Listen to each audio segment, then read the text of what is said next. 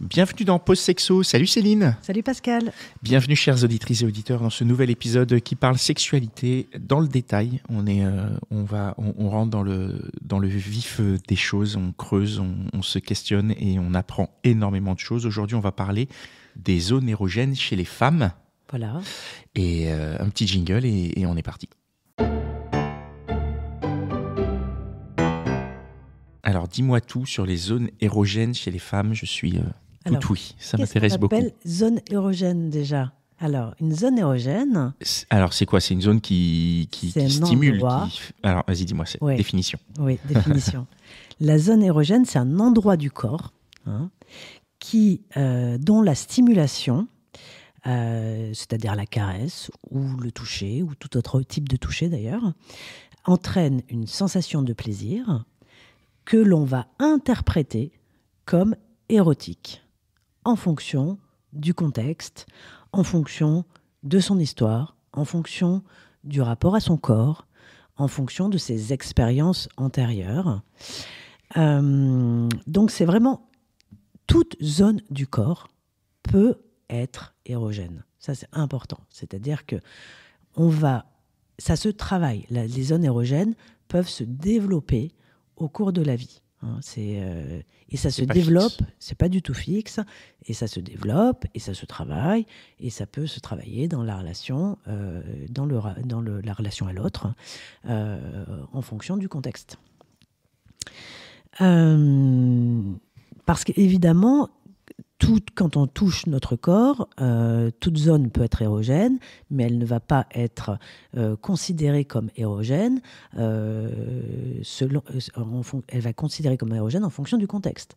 C'est-à-dire que évidemment, quand on est avec son copain ou un ami ou une amie dans l'espace public, par exemple, qu'on lui touche le bras, ça va pas forcément être considéré comme une zone érogène, alors que quand on est dans son intimité et qu'on est déjà dans un certain degré d'excitation sexuelle, le même toucher du bras va provoquer une excitation. D'accord. Donc vraiment la zone érogène, notamment ce qu'on appelle les zones érogènes secondaires, faut voir la différence entre les zones érogènes primaires et secondaires. Les zones érogènes secondaires vont vraiment être considérées comme érogènes en fonction du contexte, notamment du contexte érotique. Les zones érogènes sont aussi c'est lié à un contexte. C'est ça, exactement. C'est pas du tout érogène H24, c'est vraiment érogène à certains moments de la relation. Voilà. D'accord. Donc la zone érogène primaire, qu'est-ce que c'est ? Une zone érogène dite primaire, quand sa stimulation seule va mener à l'orgasme.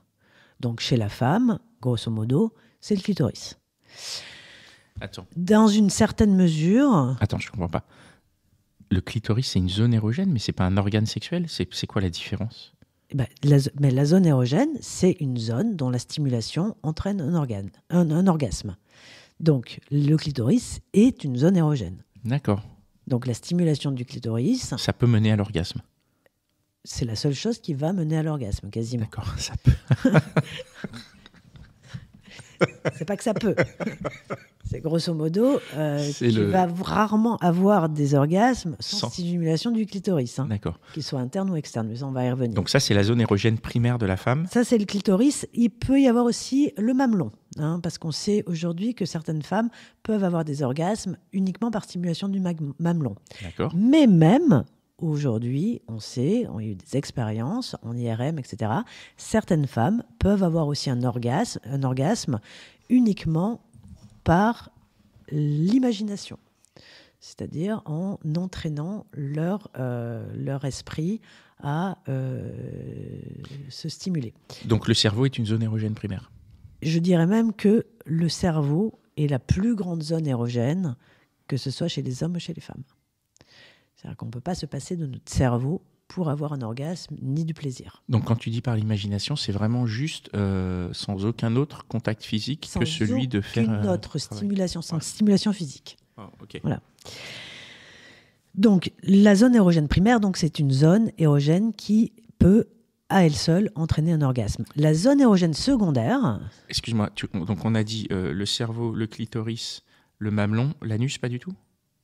Alors l'anus, non. Non, d'accord. Non. Très bien. Ça, Donc on est sur ces trois-là. Oui, c'est ça. Alors vas-y, excuse-moi. La zone érogène secondaire, c'est une zone dont la stimulation va préparer le corps à l'excitation sexuelle, va augmenter le degré d'excitation sexuelle et activer l'excitation des zones sexuelles primaires, donc des zones érogènes primaires, donc notamment le clitoris, pour augmenter le degré d'excitation et favoriser l'orgasme. Et on sait aujourd'hui que plus on va augmenter la surface de ces zones érogènes, plus on va augmenter son degré d'excitation, plus on aura de plaisir. Donc c'est pour ça que c'est important de développer ces zones érogènes et de les stimuler lors du rapport sexuel, qui donc, je le rappelle, est beaucoup plus satisfaisant quand il va explorer le corps en entier et pas uniquement la région génitale. Même si on a tendance beaucoup spontanément à aller vers une sexualité génitale, donc une sexualité qui ne stimule que les régions génitales, que ce soit chez l'homme, chez la femme. Ça ne permet pas d'augmenter suffisamment l'excitation chez beaucoup de femmes pour pouvoir atteindre l'orgasme. D'accord. Donc, comment ça fonctionne, les zones érogènes? Alors, comment elles fonctionnent? Donc, elles fonctionnent par des stimulations. Donc, les stimulations, c'est quoi? Les stimulations, c'est le toucher, les caresses, le toucher léger, parce que donc il y a des fibres nerveuses spécialisées dans différents types de stimulation. Donc, les grands types de stimulation, c'est le toucher léger, c'est les caresses, c'est la pression. Il y a des récepteurs à la pression, il y a des récepteurs au toucher léger, il y a des récepteurs à la vibration. Donc ça, et à la douleur, au froid, au chaud, en fonction des zones du corps. Donc toutes ces stimulations vont activer les terminaisons nerveuses de la peau, des muqueuses, comme c'est le cas du gland, du clitoris ou des petites lèvres, qui vont elles-mêmes aller stimuler les zones spécialisées dans le plaisir dans notre cerveau. Donc on a des récepteurs au plaisir, on a des nerfs qui en partent et qui vont directement relier les zones du plaisir au cerveau. Et on sait que plus on va stimuler ces zones, plus on va activer les récepteurs et plus on va activer les zones cérébrales en lien avec le plaisir. Donc c'est pour ça que le plaisir, ça s'apprend. Si on ne touche jamais son corps, si on ne touche jamais son clitoris, par exemple, on n'active pas ces récepteurs au plaisir et donc on n'a pas de plaisir ni d'orgasme. Donc c'est pour ça aussi qu'il faut aussi faire beaucoup de caresses sur le corps pour pouvoir... Et qu'il faut diversifier. Il faut diversifier parce qu'on peut créer des zones érogènes quelque part. Exactement. Il y a des zones qui peuvent ne pas l'être et à force... on peut créer les zones érogènes, c'est-à-dire qu'on peut créer une zone érogène. Par exemple, beaucoup par rapport au mamelon. Parce qu'il y a beaucoup de femmes, par exemple, qui n'ont pas de sensibilité spontanée avec le mamelon. Mais ça, on va y revenir. Mais on peut créer des zones érogènes en associant, lors de l'acte sexuel, en associant la stimulation de cette zone-là, par exemple du mamelon, avec des pensées érogènes, des pensées érotiques, pour favoriser la représentation de la stimulation du mamelon dans le cerveau comme quelque chose qui est censé donner du plaisir. Donc ça se prend. Ok. Et on sait aussi, par exemple, que les zones érogènes vont beaucoup plus s'activer quand on a du désir. Donc le désir est un facteur important d'activation des zones érogènes. Et non pas l'inverse, c'est-à-dire que on va d'abord avoir du désir et ça va activer les zones érogènes, mais est-ce qu'on peut aussi imaginer qu'en stimulant des zones érogènes, ça donne du désir du désir, parce que les caresses peuvent produire un état d'excitation sexuelle qui va être à l'origine du désir. C'est un cercle vertueux en fait. Il y en a un des deux qui commence et après ça entraîne le plaisir. On parle du désir réactif et du désir spontané. Oui. Et donc il y a plusieurs types de désirs qui peuvent s'auto-entretenir. Oui. On l'avait vu dans les épisodes sur le désir que vous pouvez aller écouter ou réécouter. C'est ça.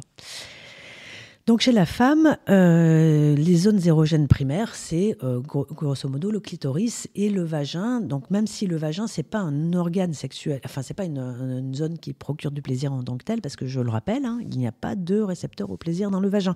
Hein, le vagin n'est pas un endroit qui est érogène en lui-même. C'est plutôt l'utilisation de son vagin comme organe sexuel qui va provoquer du plaisir. Mais on va y revenir. Donc, le clitoris, c'est vraiment la zone la plus sensible du corps féminin. C'est là où il y a le plus grand nombre de récepteurs au plaisir, notamment dans le gland. Et dans le gland, donc c'est la partie externe du clitoris, hein, qui est donc cachée parfois sous le capuchon. Donc, c'est très riche en terminaisons nerveuses spécialisées dans la volupté, ce qu'on appelle les corpuscules de volupté, donc c'est-à-dire spécialisées dans la jouissance. Et dans le clitoris, vraiment, la sensibilité, c'est effectivement le gland du clitoris, mais aussi le capuchon, et aussi les petites lèvres, etc. Et puis, bien sûr, le corps. Alors là, bref. Donc, les corpuscules de jouissance, mais il y a aussi d'autres corpuscules, donc d'autres récepteurs qui rentrent en jeu dans les zones érogènes, dans le plaisir, dans la fonction plaisir du clitoris. C'est les corpuscules, par exemple, de Ruffini, qui vont être plus sensibles à la chaleur ou à la pression. Il y a les corpuscules de Vater-Pacini, qui sont situés surtout autour des corps caverneux, donc à l'intérieur du clitoris, et qui sont sensibles à la pression et aux vibrations. Et puis, il y a les disques de Merkel et corpuscules de Messner, qu'on le retrouve surtout dans le gland et qui sont sensibles au toucher léger et aux vibrations. D'accord. Donc, tout ça, c'est dans le clitoris. Tout ça, c'est le clitoris, exactement. Donc ça montre effectivement que le plaisir, c'est complexe. Il y a beaucoup de choses qui rentrent en jeu, il y a beaucoup de récepteurs qui rentrent en jeu et qu'on peut le stimuler de différentes manières. Donc après, sur les autres zones érogènes primaires, donc tu avais dit, là on a parlé du mamelon, du clitoris. Donc le clitoris, comment on va le stimuler? Comment on peut le stimuler, le clitoris? Alors, le stimuler, ça veut dire qu'il est au repos et on veut le mettre en marche. On veut le mettre en état d'excitation. D'accord. Comment on fait pour mettre le clitoris en état d'excitation? Alors, on peut le faire par la pensée, on peut le faire par l'anticipation fantasmatique, on peut le faire mais concrètement, physiquement, comment ça peut se faire? Alors, ça peut se faire de différentes manières. Ça peut se faire de manière externe, par stimulation externe du gland du clitoris, donc par le toucher léger et par les vibrations. Donc ça, parce qu'il y a des récepteurs au toucher léger à la vibration dans le gland du clitoris. C'est pour ça qu'on a inventé des sextoys qui sont des objets vibrants. Hein. Donc ça, c'est le moyen externe. On peut le faire par l'intérieur, hein, c'est-à-dire par le vagin, par la pression. Donc dans le corps du clitoris, il y a des récepteurs à la pression particulièrement, comme dans le corps du pénis, je le rappelle. Hein. Donc le corps du pénis, pour le stimuler, qu'est-ce qu'on fait? On exerce une pression, avec la main notamment. Parce que dans le corps du pénis, comme dans le corps du clitoris, ce sont surtout des récepteurs à la pression. Alors comment on fait pour exercer une pression sur le corps du clitoris, qui donc, je le rappelle, vient entourer le vagin, hein. Donc ça veut dire que pour exercer une pression sur ce corps, on introduit un objet dur dans le vagin, hein, que ce soit un pénis, un doigt ou tout autre objet. On introduit un objet dur et là, on vient, grâce aux muscles du périnée que l'on contracte, on vient contracter les muscles du périnée et donc presser le clitoris, les branches du clitoris, les branches internes du clitoris contre l'objet dur à l'intérieur du vagin. Donc c'est ce mouvement-là de pression qui vient stimuler les récepteurs à la pression du clitoris. D'accord. C'est quand même important de le savoir parce que c'est une des façons d'augmenter sa stimulation et d'augmenter son excitation lors de la pénétration. Oui, Sinon, ça ne fait rien, la pénétration. Oui, mais il y a déjà une pénétration, puisque tu dis qu'il y a une pénétration de quelque chose de dur pour stimuler. Oui, comment ça, il y a déjà une pénétration? Là tu as parlé de pénétration digitale, par exemple. Oui, mais c'est-à-dire que pour stimuler l'intérieur du clitoris, oui, il faut qu'il y ait pénétration. D'accord, mais donc on stimule d'abord l'extérieur du clitoris? Bien sûr, pour favoriser l'excitation. D'accord, mais on peut aussi donc la favoriser, comme tu dis, avec une pénétration digitale, ça peut continuer de... Non, ça favorise, ça augmente. Favorise, ça augmente, d'accord, ok. Et si on veut avoir un orgasme par pénétration, il faut savoir comment marche son clitoris à l'intérieur. Sinon, c'est très compliqué. C'est comme si, en fait, on demandait à un homme d'avoir un orgasme sans toucher son corps de pénis. Juste en stimulant son gland. C'est possible, mais c'est beaucoup plus long. Beaucoup plus long. Donc, c'est à peu près la même chose. Hein. Okay. Et puis, en plus, la plupart des femmes n'osent même pas stimuler leur gland pendant la pénétration. Donc, c'est grosso modo comme si on leur demandait d'avoir un orgasme sans stimuler ni le corps du pénis, ni le gland. Donc, ce qui est encore plus compliqué. Donc, c'est quelque chose dont il ne faut absolument pas se priver pour une femme. Absolument. De se dire j'ai envie, je sens, j'ai besoin de stimuler mon gland. Let's go, quoi. Faut y aller. Bien sûr. Si on veut avoir la chance d'avoir un orgasme par la pénétration, clairement, il faut y mettre les doigts. D'accord. Il faut se stimuler le clitoris par l'extérieur, oui. D'accord. C'est sûr. Très bien. Donc il y a différentes moyens de stimuler, hein. Donc ça peut être donc la vibration, le toucher léger, etc. Moi, ce que je recommande quand même souvent, c'est de changer les modes de stimulation, parce que, par exemple, il y a beaucoup de femmes qui vont utiliser leur sextoys vibrant de façon systématique, notamment lors de la masturbation. Sauf que ça va entraîner la stimulation toujours du même type de récepteur, et donc c'est des choses qui ne vont pas être reproductibles pendant le rapport sexuel. Donc, que ce soit une langue ou que ce soit un doigt, ça ne va pas avoir la même puissance de vibration qu'un sextoy. Et donc, ça peut être compliqué à force de stimuler son clitoris autrement. Donc, il faut varier. C'est comme l'alimentation, il faut manger de tout. C'est comme tout, ouais. 5 fruits et légumes par jour. Il faut varier. La base, en fait, dans la vie humaine, c'est quand même la variété et la diversification. Il faut varier. C'est ça aussi la base du plaisir. Hein. Oui, bien sûr. Donc le vagin, même si le vagin n'est pas un organe érogène en tant que tel, évidemment qu'on peut avoir beaucoup de plaisir par pénétration, que même les femmes qui n'ont pas d'orgasme par pénétration, elles prennent quand même du plaisir dans la pénétration, hein, c'est vraiment. Déjà parce que aussi, c'est le moyen de se sentir proche, de se sentir complète, une sensation de plénitude, une sensation de proximité, une sensation d'intimité. C'est un plaisir quand même important pour la femme. C'est un sentiment de fusion. Et dans certains auteurs parlent aussi de pouvoir de réplétion, du pouvoir érogène du vagin, qui est un pouvoir de réplétion, c'est-à-dire la sensation de se sentir pleine. Voilà. Et donc, il semblerait que ce soit aussi en lien avec des étirements de la paroi vaginale, mais qui viennent de toute façon aussi stimuler les récepteurs au plaisir qu'il y a au niveau de ce qu'on appelle l'embrachement des branches du clitoris, qui sont à ce niveau et qui viennent lors de la phase d'excitation sexuelle. Il a été montré, hein, notamment par Odile Buisson, qui est une gynécologue française, que lors de rapports sexuels, cette zone-là venait se rapprocher du vagin. Ça descend pour se rapprocher du vagin. D'accord. Incroyable. En tout cas, ce qu'on sait aujourd'hui avec certitude, c'est qu'il y a effectivement très peu de terminaisons nerveuses dans le vagin, et heureusement, hein, quelque part, parce que sinon pour l'accouchement ce serait compliqué. Donc le vagin est finalement aussi l'organe qui nous sert principalement à accoucher, hein. Il a une fonction surtout dans la reproduction, le vagin. D'accord.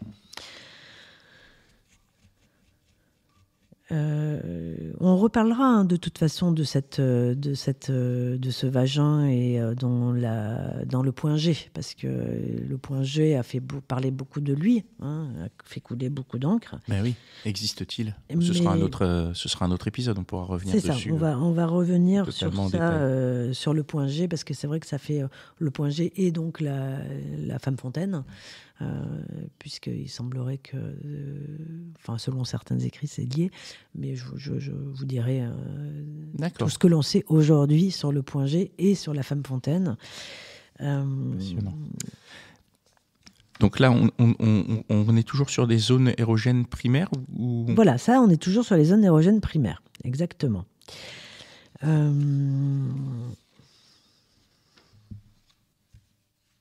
Donc oui, le point G, la face. Donc le point G, c'est, je rappelle, c'est au niveau de la face antérieure du vagin, hein. Grosso modo, on dit que c'est stimulé quand on fait le mouvement de revenez-y avec les doigts. Voilà. C'est quoi le mouvement de revenez-y ? Avec les deux doigts, d'accord, le majeur et l'index. Et comme si on fait à son enfant, on revient là. D'accord. Et ça stimule le point G. Voilà, ça stimule le point G. Mais en fait, ce qu'on stimule, ce sont les récepteurs à la pression, comme je disais, au niveau du clitoris, enfin de cette zone clitoridienne. Autre zone érogène au niveau vaginal, c'est le col de l'utérus. Alors ça, c'est une zone qui est vraiment sous-estimée. Il y a très peu de femmes qui savent que le col de l'utérus est aussi un moyen d'avoir des orgasmes. Ça passe pas du tout par les mêmes nerfs que le clitoris, hein. Donc, et ça donne à l'orgasme des tonalités beaucoup plus générales et beaucoup plus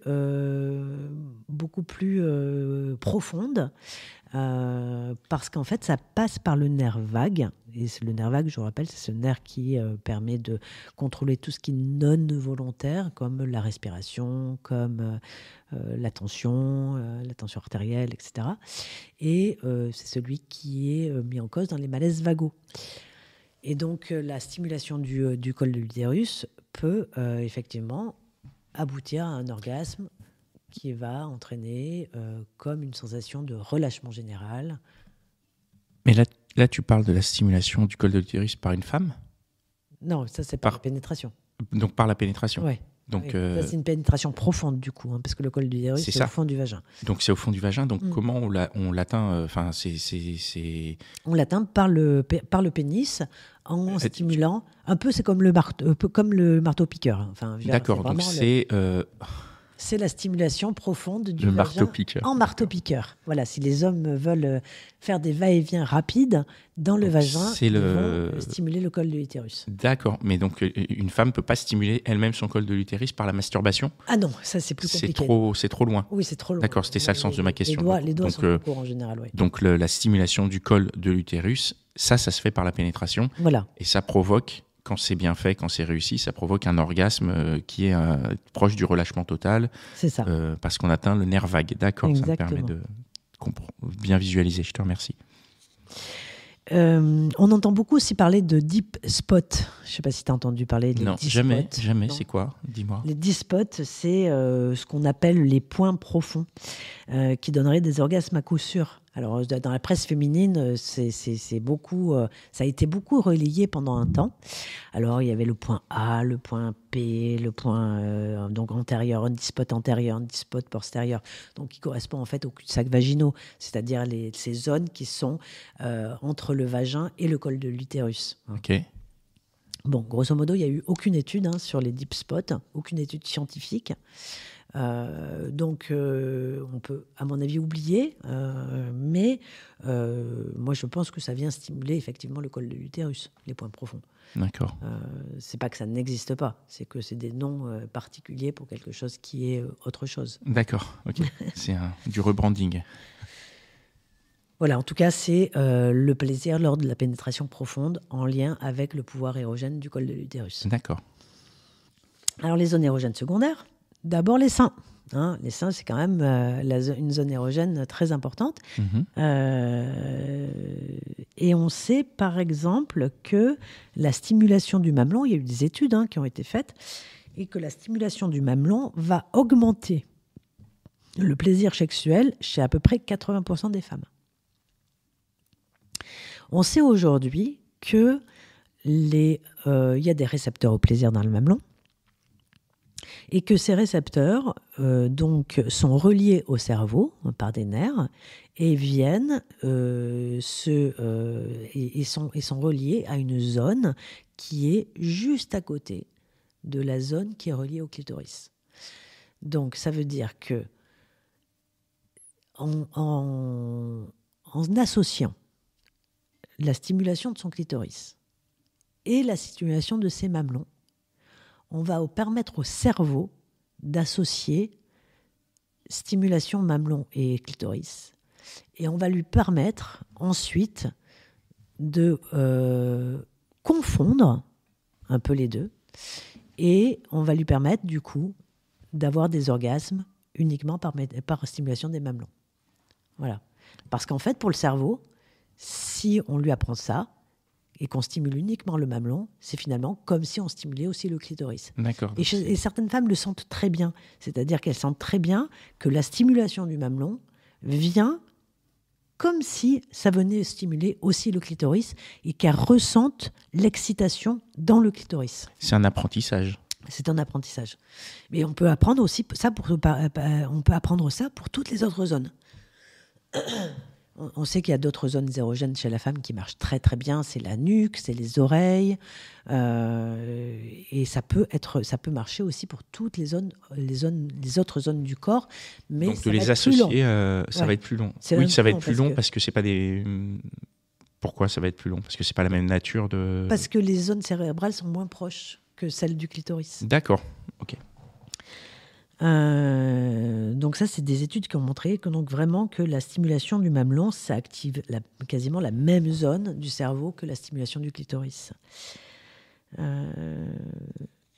Mais c'est vrai que ça va dépendre aussi de la psychologie, évidemment, puisque le plaisir, ça dépend beaucoup du psychisme, de son histoire, de sa construction, et qu'il y a beaucoup de femmes qui ont une vision très négative de leur sein, de leur poitrine, notamment en lien avec l'adolescence, avec la construction de leur féminité, et elles vont plutôt avoir tendance à cacher leur poitrine, à ne pas vouloir qu'on la touche, plutôt que de la toucher. Et encore une fois, moi, ce que je recommande, c'est d'essayer de découvrir son plaisir pour soi.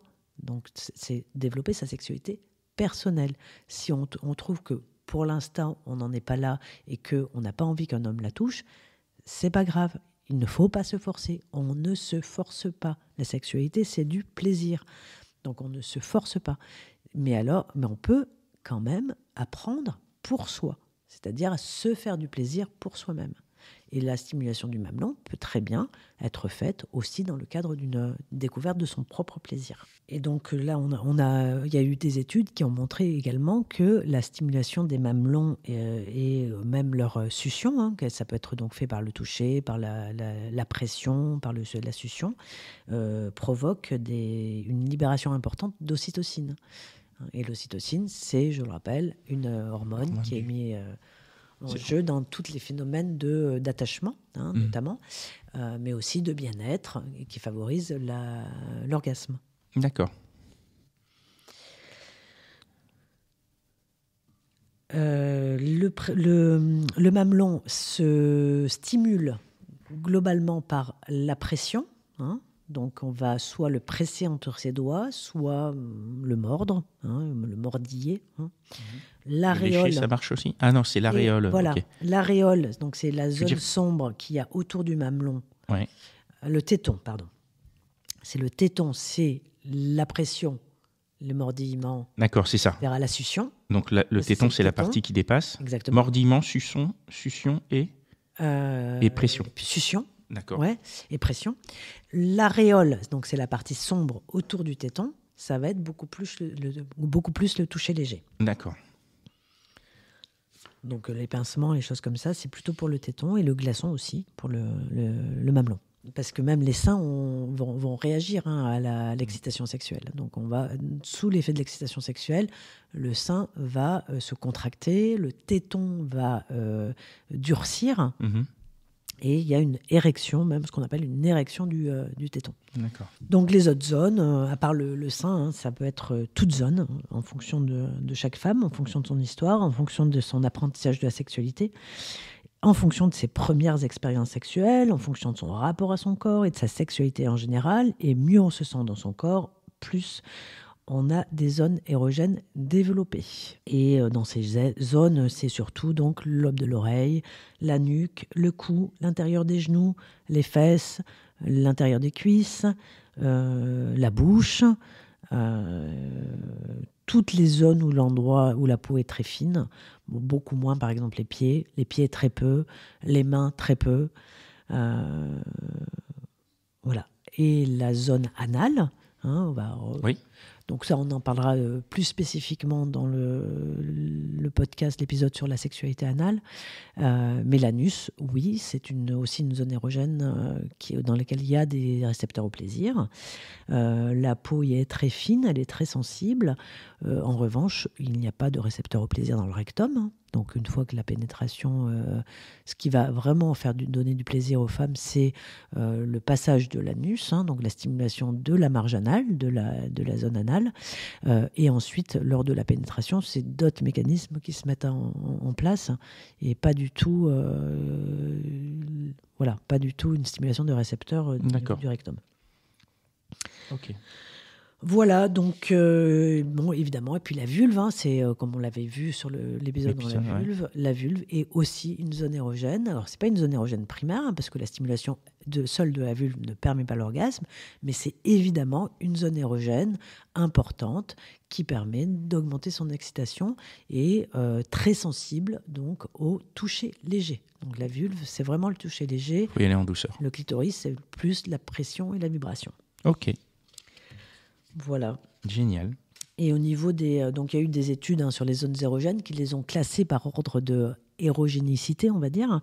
Et sans surprise, donc c'est le clitoris d'abord, le vagin, mais c'est en lien avec le clitoris, ce qui arrive en tête. Ensuite, la bouche, la nuque, les seins. Et en fin de liste, on retrouve les pieds, les mollets, les chevilles. Voilà. Donc les chevilles, ça n'a pas la cote, quoi. Et les pieds non plus. Ouais. Alors les fétichistes des pieds qui prennent beaucoup de plaisir à lécher les pieds des femmes, par exemple, ça ne donne pas de plaisir. Ouais. C'est pas une zone érogène spécifique chez les femmes. Non. Par contre, la langue du lécheur est du coup une zone très érogène. C'est très psychologique, ça. Oui. Ok.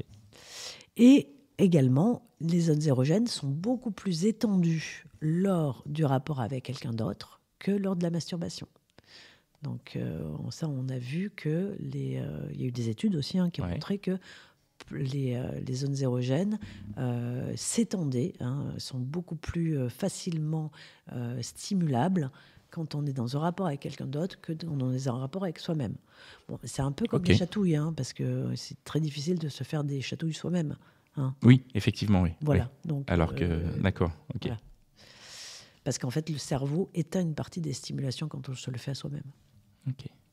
Voilà ce que je voulais dire sur toutes les zones érogènes chez les femmes. Eh bien, génial. Merci beaucoup pour nous avoir éclairés encore une fois. J'espère que ça vous a plu. Moi, ça m'a beaucoup appris beaucoup de choses. J'ai pris des bonnes notes. Je vais réécouter l'épisode et puis je vais tester tout ça. On se retrouve dans 15 jours. Cette fois, on va parler des zones érogènes chez l'homme. Exactement. Très bien. Et d'ici là, n'hésitez pas à laisser un petit commentaire, envoyer un petit message, à partager l'épisode et à retrouver les livres de Céline en librairie chez Fayard. Ils sont disponibles partout, à la Fnac, sur Amazon, dans les petites librairies de quartier. Toutes les bonnes librairies. Voilà. On dit. Allez, à dans 15 jours. Ciao. À bientôt.